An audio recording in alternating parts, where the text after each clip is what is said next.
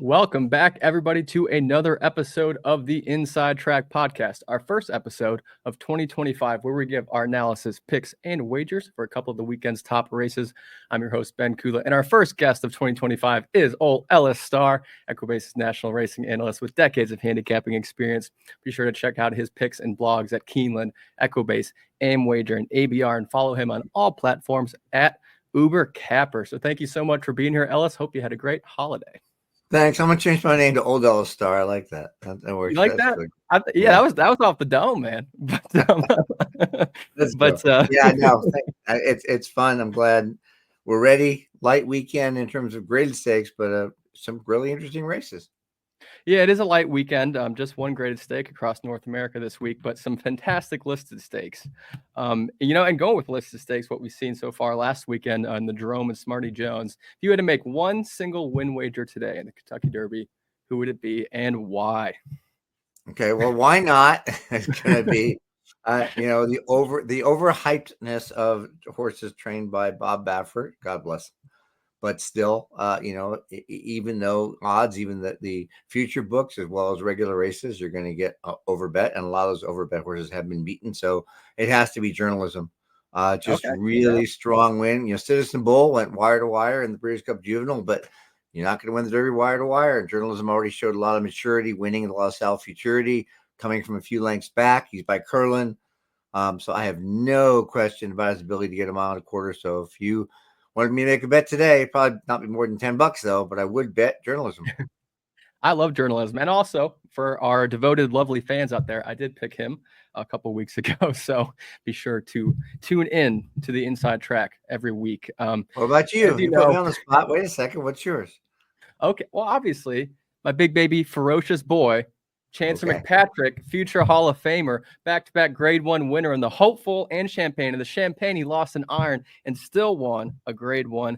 I absolutely adore that horse. I am a boy in love with him. Chancellor, well, he's also a Cliffs Award nominee, so he is, yeah, one of the finalists. I don't think he'll get it, to be honest, but we'll see. We'll see. I mean, really no excuse in that in the Breeders' Cup Juvenile, but they're 2-year-olds. I mean, things happen, so I am not going to give him the Pete Rose treatment, as I told Corey, so I still believe in him. But also, Ellis and I do want to give all of our condolences to all affected by the fires out in Los Angeles yesterday and today, especially to our equine athletes and the hardworking men and women who lost homes out there. Just so tragic, so scary. Luckily, our equine athletes are safe out there. From a press release by Santa Anita yesterday, Wednesday, January 8th, there was no imminent danger. So they are training this morning. Confirmed again this morning that they're not in danger. They are training, just jogging and galloping this morning at Santa Anita, which is a great sign. The air quality is not amazing, but no imminent danger. So we should be off to the races this weekend. And again, so very scary, as we saw in 2017 with that St. Louis Ray training center. I mean, just very, very scary. But fortunately, all the equine athletes are okay.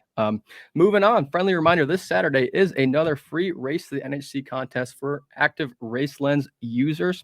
The top 2 finishers of each one of these free weekly contests on horseplayers.com will make it to Race Lens Final 50 on February 22nd, and the top 2 finishers from that contest will earn a seat to NHC 2025. There are only 6 free weekly feeder contests left before Race Lens Final 50. So please sign up and play on equibase.com/NHC. So let's just kick off 2025, baby. Handicapping 3 races at 3 different tracks. The Ladies Stakes at Aqueduct, the Sunshine Classic Stakes at Gulfstream, and the Cali Cup Oaks at Santa Anita. So let's go to the East Coast first. The 154th running of the Ladies Stakes at Aqueduct. Inaugural running was in 1868. That was pretty cool. Found that on Naira.com. But this is a 1.1 miles on the dirt for fillies and mares, 4-year-olds and up. Last year's winner was Comparative, a Godolphin homebred trained by Brad Cox with Manny Franco aboard. Comparative went on to win the Grade 3 Bayacoa Stakes at Oaklawn after winning the Ladies Stakes. She's back in on Saturday to try and defend her title this year. Field of 5 with some very competitive trainers. It's Todd Pletcher versus Linda Rice versus Christophe Clement versus Brad Cox. So just a 5-horse field, but very competitive. So Ellis, who you got? Well, 9 furlongs still, late 2-year-olds like the Remsen, the Cumley, this race for older mares. Still have to like horses that have run 9 furlongs. And when I saw Tizzy and Sky drew the rail, I mean, I just can't see her not getting the lead, even though Fletcher's Julia Shining also is a very good horse. But we're going to look at Tizzy in the Sky. The last time she ran 9 furlongs, which is 3 back, it was last April when she ran the Top Flight Invitational. I just want to watch her and how easily number 3 gets out of the gate here. Under at that point, Kendrick Carmouche, who's riding her again. Oh, what a start! What a nice start, right? Oh my God. Okay, and then he relaxes, and we can move all the way to about a minute and 30, and just see how she has relaxed. She's not gotten any pressure. She's going to be in front by 6 at the 8th pole, and he's looking back, which I hate when jockeys do that. But looking back, and then since then, she was overmatched in the Ogden Phipps in June of last year. Took 6 months off. She came back in December, and she won at the Gopher Wand at a 1-turn mile, which is a perfect setup back for 9 furlongs with a mile and an eighth. I'm hoping Julia Shine takes money here. To be honest, we could see, how easy he's getting after a little bit, but he probably has to. She's been off. It was her second off a layoff, and her race before that was only a 4th place finish, and that was off a 2-month layoff. So she's just going to run to the lead and be really tough to catch. Unfortunately, the morning line is not out yet. This is Thursday afternoon. I'm hoping to get 9 to 5. That would be good. I would guess he'll get that. Yeah, and a cool exacta 1-5 Tizzy and Sky over Julia Shining. Okay, I love. Okay, first off, I need to ask, why do you hate when they go like that?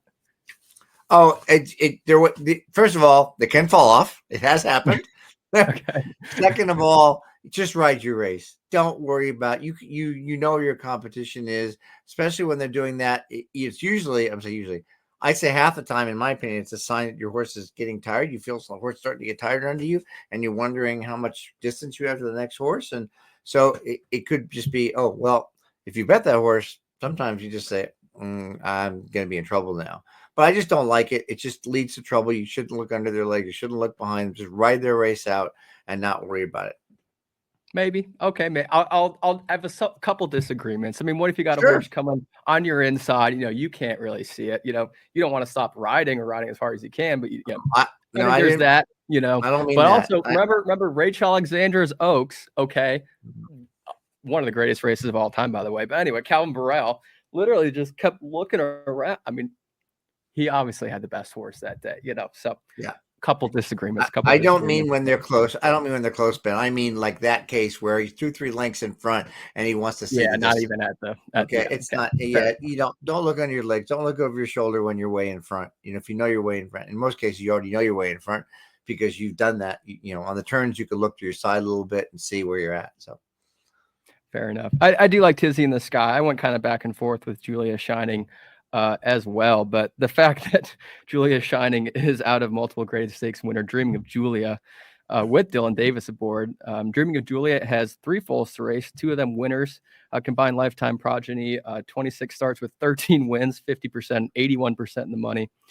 Dreaming of Julia was, of course, a homebred for Stone Street, and her daughter, Julia Shining, is also a homebred, but her full sister is Malathat, 5 times grade 1 winner, nearly $4 million in earnings, including the 2022 Breeders' Cup Distaff. So Julia Shining, she has the breeding and also the class. Ranked first in here with average class of a 102.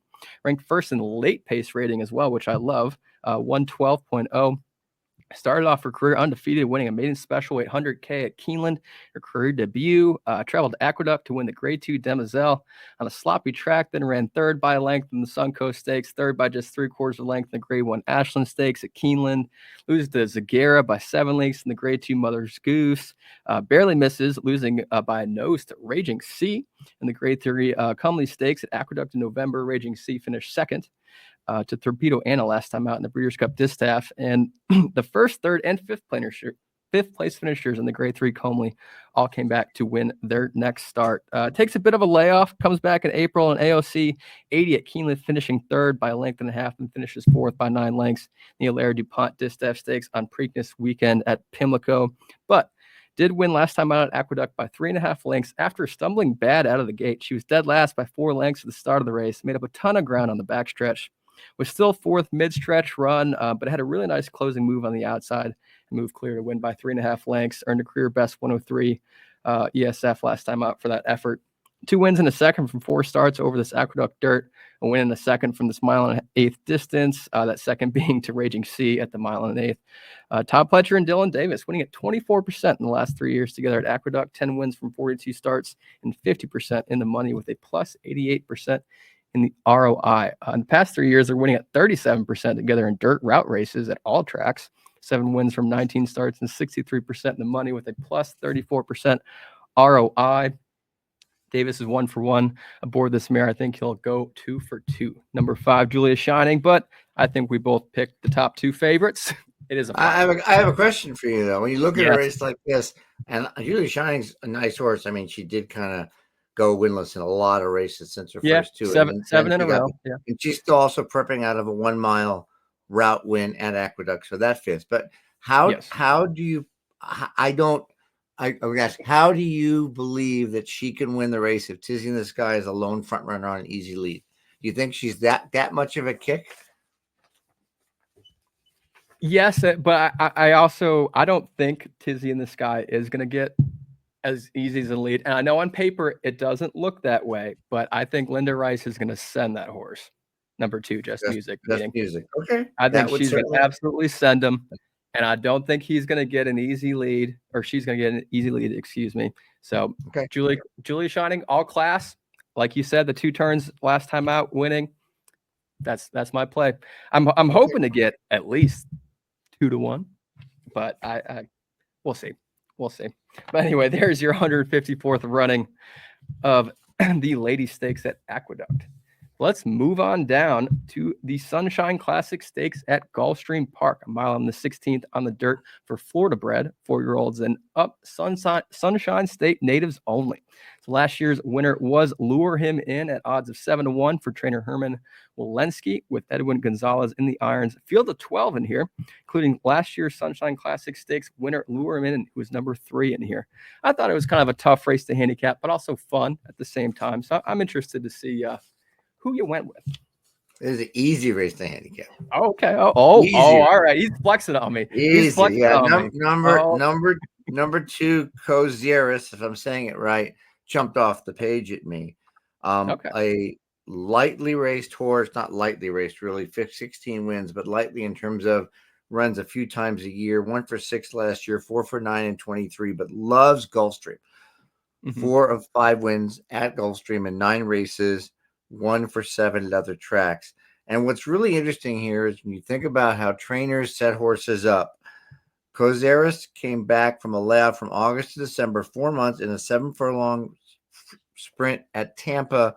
It was a state-bred race, rallied for 3rd. The only other time in his career when he stretched out is going to be the race we're watching right now. In June of last year at Monmouth, he came back from January to May layoff at 6 furlongs, ran horrible, and then stretched out. And we're going to pick this one up. We're about a minute and 10. He's number 2. And you will see that he's just relaxed in 4th place. And then, boom, ask the question.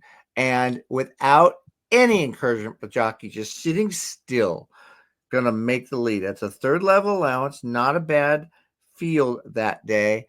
And going to make the move. Have to fight a little bit here. 2nd still in the stretch as usual. I imagine Paco Lopez is riding that horse on the inside because he floated him 6 wide, which Lopez loves to do. Loses ground because of being wide and just continues to come on and get the win. This is the exact same pattern last out in that prep at Tampa. Ran 2nd early, pressed the pace, faded to 3rd. Certainly needed the race after the time off. Gets Luis Saez. I love Saez right now, riding lights out. 13 wins already at the championship meet. I could just see everything about it. By the way, that win came from the 2-post, which he gets again today. And that race last year earned a 99 Equibase speed figure, which isn't that great compared to some of the others. But the pattern is just too strong to ignore. 2nd off the layoff, stretch out. And this is exactly what Terry Pompey is doing. And incentivizes Luis Saez to ride as the horse ships over from Tampa for a real big race over a track, as I said, that he's already 4 for 9 over. He's 8-1 morning line. I'm not messing around with exactas. Win bet. Okay. All right. Okay. I looked at this horse too. All right. Just the last race alone, I threw him out. Okay. Last furlong. It was a 7 furlong race. Last furlong, he flattened out. Couldn't do it. Now we're going up to a mile 16th. I don't know. I do agree. Luis Saez riding amazing. It's worth a bet just for that. I agree. But that last race alone, I don't know. The power of second off a layoff, Ben. You'll learn it eventually. You will. It is okay. Yeah. I know you got a couple years on me. You're turning 32 next year, so I'm just a lonely 27-year-old.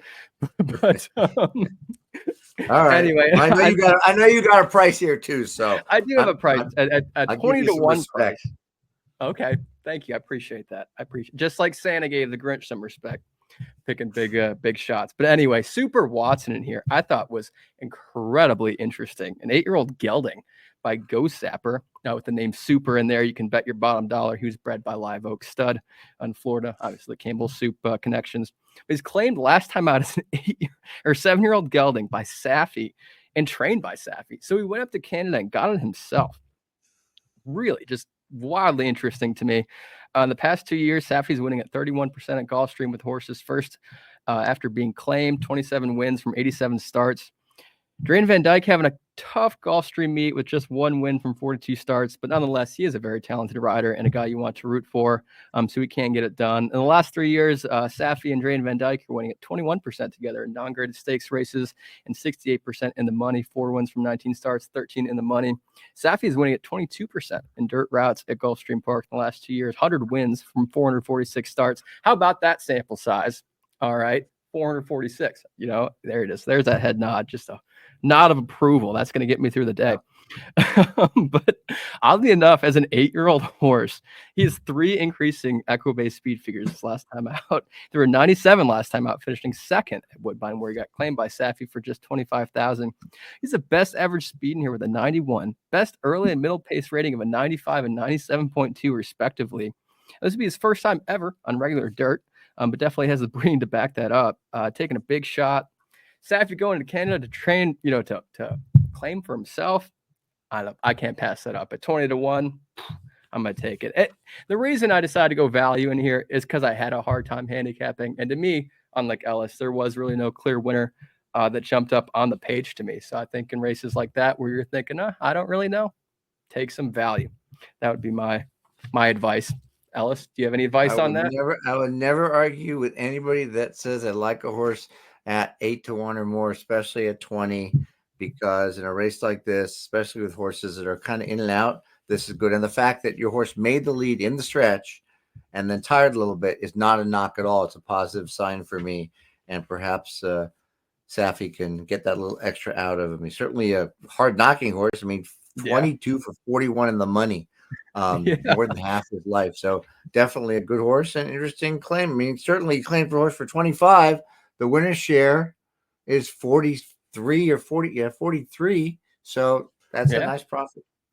I mean, obviously it's a huge step up, but his first after the claims are wild. Obviously he's 8, so it doesn't matter that much. But a Ghost Zapper with unbridled humor by distorted humor mare. Yeah. That's dirt all day. Let me comment. It might not be a step up, Ben, because this horse is going from claiming, but it's to a restricted state bred race. And so these races are not, they don't have the kind of average speed figure that you'd have in an open race. And Safi noticed it was the Florida bred running in Canada and decided to take a shot because he knew this race was on the calendar. So you got a lot of things going for you there. I love it. I mean, I hope he stays at 20 to 1. I mean, that could be a 10 to win in a show bet right there. You'll get make a little money back, pay the rent. You know what I'm saying? But anyway, there's our Sunshine Classic Stakes at Gulfstream Park. So let's head from the Atlantic Ocean over to the Pacific Ocean for the California Cup Oaks at Santa Anita. 1 mile on the turf for California bred or California sired 3-year-old fillies. Last year's winner was Grand Slam Smile for trainer Steven Speck with Frank Alvarado aboard. Full field of 12 at Santa Anita. How awesome is that? So let's hear it.